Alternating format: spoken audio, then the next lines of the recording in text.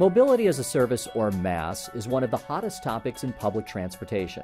While the subject may be new for some, there's little question it impacts you every time you ride on BART, and it has the potential to go even beyond that.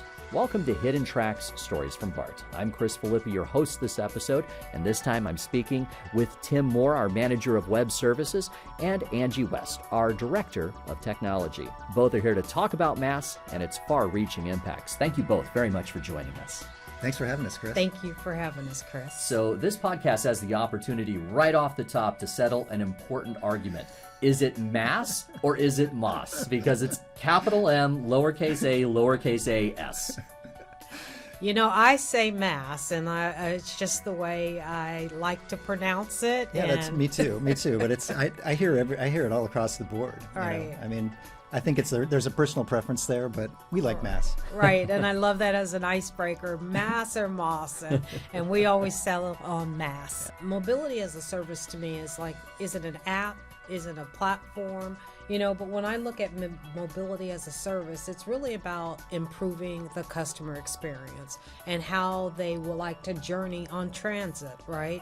And it's not just about BART, but from the time they leave their home all until they get to their end destination, how do we improve their customer experience? We're also looking at a better way to offer, discounts and incentives. So think about when you leave your home, the first thing you want to do is plan your journey.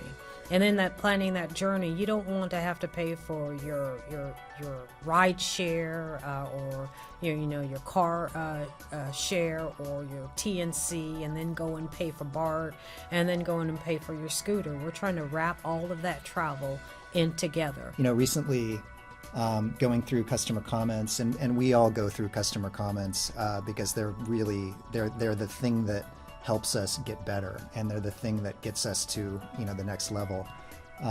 Going through some customer comments the other day, I was looking at some feedback on the website real-time information and the way that it was presented.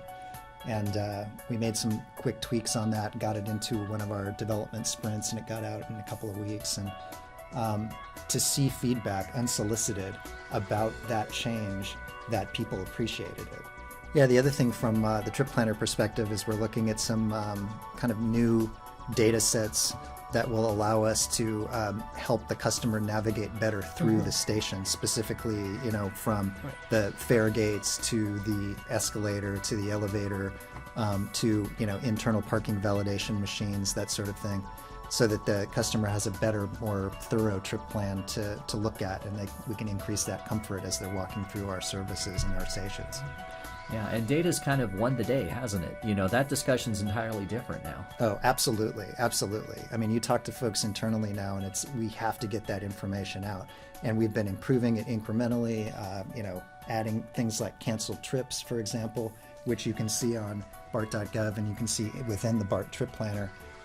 Not so many of the third-party apps are carrying this for some reason, but we think it's really important to get that information out to customers.